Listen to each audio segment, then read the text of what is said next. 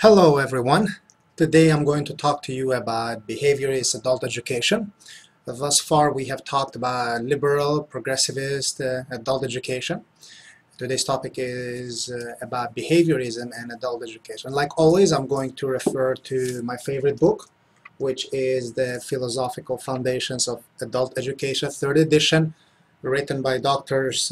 John Elias and Sharon Merriam. It is one of the best books, I think, out there pertaining to the philosophy of adult education. I found it very useful in my studies as well as teaching it with students. In addition to this book, I have found another reference that I think is very good. It's written by Dr. Herman in 1977, called Creating Learning Environments, the Behavioral Approach to Education. And of course, both sources are cited on this page, and I'll walk you through how these authors actually refer to behaviorist adult education, how behaviorism as the philosophy that influenced the 20th century the most. So let's go ahead and talk about what is behaviorism. So let me get this out of the way for a minute. All right, so what is behaviorism? Behaviorism, first of all, it's a philosophy. It's a school of thought, and what it sought to do, it focused mostly on the numeric, on the observable. It was founded by John Watson in 1920s. He is accredited as the founding father of behaviorism with his experiments. And it focuses on the overt, on the observable behavior.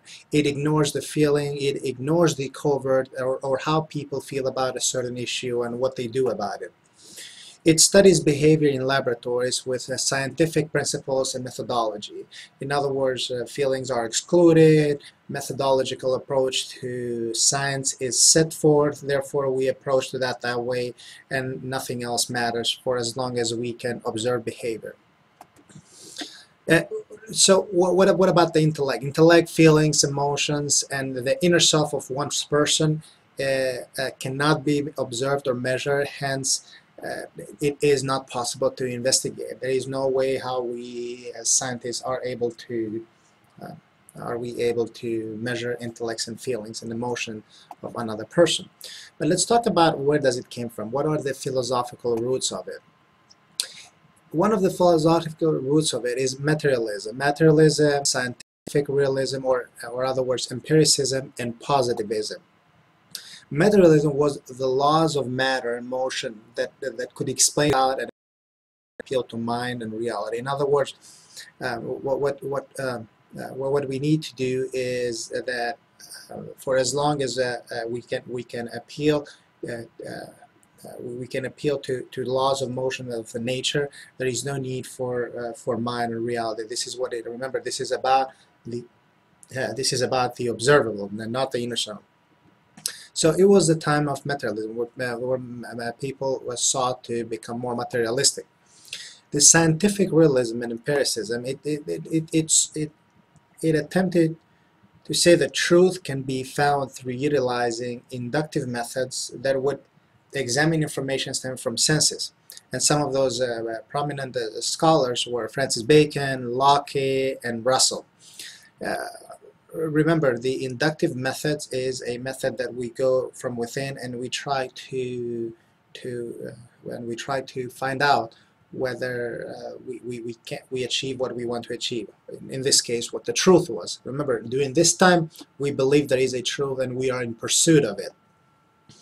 Positivism, I love this picture because it says the sacred formula of positive love as a principle, order as a foundation, and progress as a goal. One arrives at knowledge not through theology or ordinary philosophy, but through scientific observation and the measurement of fact. Now remember, behaviorism was born because of much of the theological philosophy that was prior to this school of thought, prior to this philosophy. Some of the most prominent authors that wrote extensively about positivism were Comte and Ryle. In the other words, positivism focused on the observable and scientific observation rather than theological and theoretical explanation of issue. So who are some of the most noted theorists? Of course, John Watson, the founder, accredited to be the founding father of behaviorism. He claimed that he maintained that psychology was a science of behavior, not a study of human eye or mental activities. Remember, this was in 1920s, so there was a big deal back then. So we study behavior rather than mind or mental activities. Darwin, origin of species, biological continuity with animals, therefore we have similarities that, in behavior and environment. Sir Charles Sherrington revealed behavior properties through experimental scientific research, especially in the reflexivity in animals. Ivan Pavlov, it explored mechanism of acquisition and extension of condition reflexes. It was a Russian scientist. René Descartes, the French philosopher, that all behavior instances are either voluntary or involuntary, which is something similar to reflexivity. We'll later discuss about it. Thorndike established associated learning, or organisms form bond with responses that lead to satisfying effect. Law of effect, law of exercise, and the law of readiness. And in other words, responses that lead to satisfying effects, meaningful repetition, bond and strengthen learning, and of course learning is maximized when the learner is ready to either convey or deliver that type of learning. Skinner, probably one of the most important scientists who renowned the whole school of biology, maintained that environment and condition can manipulate it and control humans. He did several experiments with mice, and his conclusion could be are widely used. And unfortunately, sometimes, depending on whether a critic or a supporter, some of these experiments are actually also done in people. So let's talk about Skinner, which was Burrhus, Frederick Skinner's work. What Skinner maintained is that environment can control human. Of course, some did not expect that very widely, and it was much criticized. And according to Skinner, the psychology purpose, the purpose is to control human behavior. It's all about the behavior. This is what's Skinner. And he contributed in two major ways to the school of thought. In one, what we call classical conditioning and operant conditioning. In the classical conditioning, response stimuli matters. In other words, if we give an incentive, if you give an incentive to someone, you would be able to have some type of response. An operant conditional response is as important as a stimuli. In other words, both are interconnected. In order to have a stimuli, you need to have a response. But let's think about it about classical condition for a minute. We talk about conditioned reflexes and then unconditioned reflexes. Think about salespeople, incentives, and other. The idea behind classical conditioning is that we offer incentives for people at different jobs to perform better through incentives, through rewards, whatever the case, whatever the company might be offering. So how did behaviorism apply to education? How did it specifically apply to education? Well, education system, it ensured the survival of the individual and society by arranging several contingencies of reinforcement. In other words, we teach and then we reteach. We learn and then we relearn. The more we reinforce, the better we are able to retain. Behaviorist education suggests there is a skill acquisition as a mean to societal survival. In other words, when we read these books, we learn these things because we need to survive in a society. Whether that's true or not true, or whether it's relevant nowadays, it's a different argument, I believe. However, what remains to be known is that education was perceived as a tool, as a means to survive in society. What else? Education reinforces cooperation and interdependence. In other words, through education, we're able to cooperate more fully with one another and also become interdependent in systems that are interdependent onto one another. Education is often produces people who work with one another and design and build societies that minimize suffering and maximize survival. And again, the whole idea of education is to connect people, to depend people onto one another in ways that they are able to cooperate and design and build societies whose purpose is to minimize suffering and maximize survival, to live longer. Well, and learning, I mean, this type of philosophy is a change of behavior. And some of behavioral objectives are the relevant condition or stimuli upon which students are expected to perform. In other words, we have grades. An A would require this many points, or would require this percentage of points to be obtained, and so on. Behavior of students is to perform to a certain general reference product. In other words, students are expected to perform to some set of standard that we are able to give grades, and we are able to distinguish and discriminate between those students who do know and those who don't. Also, one other objective is a description of criteria that behavior will be judged again that it's about that standard. So what about adult education? Adult education, continuing education, and training business are three areas that use behavioral objectives highly. Some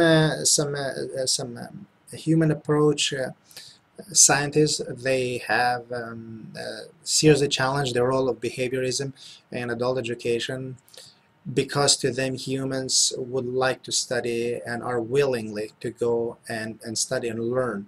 Therefore, there is no need to go with behaviorist objective. However, that still remains to be discussed. Education system, let's talk about more. Education system, it ensures the survival of individuals and society by arranging contingencies and reinforcement. So this is the whole cap and comprehensive to what we talked about, how it applies to education. But how does it specifically apply to adult education? This type of philosophy in adult education, human learning, workforce development is concerned with outcomes rather than the process of learning. In other words, outcomes is much more crucial. It's much more crucial to organizations or to whoever they aim to than the process of learning. No matter how the learner comes to learn what he or she knows, what matters is the outcome that comes off of that learning. So how are these measured? Criterion reference evaluation, competency-based education, standard-based education, and evidence-based practice. So in a criterion reference evaluation, learners' progress is measured against fixed time. In other words, we would like students to minimally know what 10 amendments of right are, and that's where we're going to test on them. They can learn more, but no less than that. So that's the criteria. The competency, learners must show some competency. Criteria to assess student outgrowths from competency and is guided by feedback. In other words, I want you to know what this book is about, and what I want you to show that you are competent enough to speak about this book and how this pertains to has practical uses. Of course, Drs. Elias and Marias have done an incredibly great job, so they are very competent in their job. Standard-based education, work-oriented, what needs to be done on the job and how well. Let's say you're in a fabric, in a factory that requires to manufacture 10 widgets a minute. What that means is that this is what needs to be done, therefore we must do 10 widgets a minute. If you do more, you're performing better, you're performing higher than average. If not, then you're not up to par on the standard. Worker-oriented, the skilling must have to perform oriented. In other words, it's not having the win is not simply enough to perform, but you also have to have the skill to do so.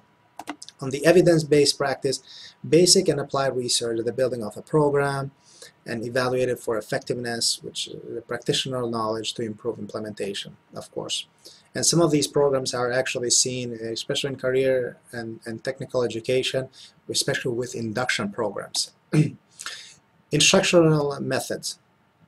So, B.F. Skinner, found in Therese Herman.